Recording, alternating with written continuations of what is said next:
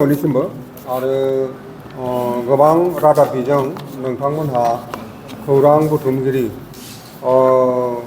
Journalist नोंथांमोनहा दिनै जोंनि बिटिआर कोअर्डिनेशन कमिटि अल आसाम ट्राइबेल संघनि बे खौरां मेल होनोना खौरां मेलाव नुजाफैनायनि थाखाय साबायखर। दिनैनि जोंनि खौरां मेलनि जाहोना बेनो जे फैबाय थानाय जानो गोनां जेनाखि 22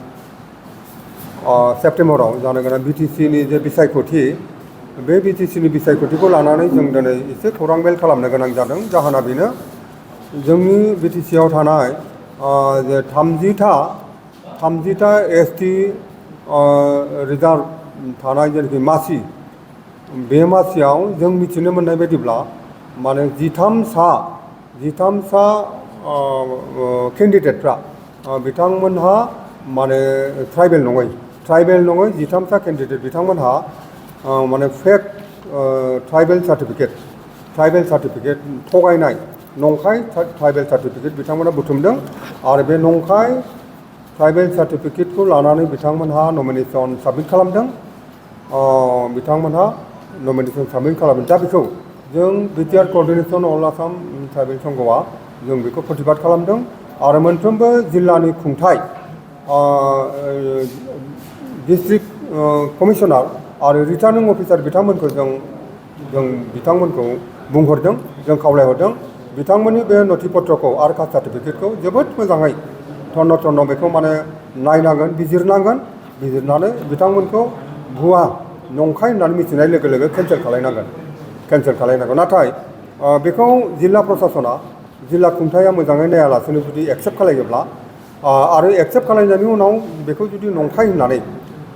भुवा होननानै जेब्ला जों मिथिगोन प्रमान जागोन अब्लाना जोङो बिटिआर कोअर्डिनेशन कमिटि अल आसाम ट्राइबेल संघआ बिनि एगेन्स्टै जोङो जिल्ला खुंथायनि एगेन्स्टै रिटार्निं अफिसारनि एगेन्स्टै जों माने आयेननि बेबस्था लानाय जागोन। बे बाथ्राखौनो जोङो दिनै रादाब बिजोंनि गेजेराव फोरमायनाय जाबाय आरो गासैबो राजखान्थि दोलो केन्डिडेट आरो दोलनि दैदेनगिरि आरो दोलोनि जेनाखि मावथि बिथांमोननिसिम साफ्रोमबो रायजो राजासिमबो बे बिसायख'थिया जाहाथे जोबोद आलो गोजोनै दावराव दावसि जायालासेनो सान्थियै जाहाथे जोंहा बारलाङो बिनि थाखाय जोङो बयनिसिमबो खावलायनाय थाबाय। बेखौ जोङो माबाखौ लागोन, बिनि बेबस्थाखौथ' जोङो लागोन जायफोर बिथांमोनहा बे भुवा सार्टिफिकेट साबमिट खालायदों बिनि एगेन्स्टै जुदि जिल्ला खुंथायनि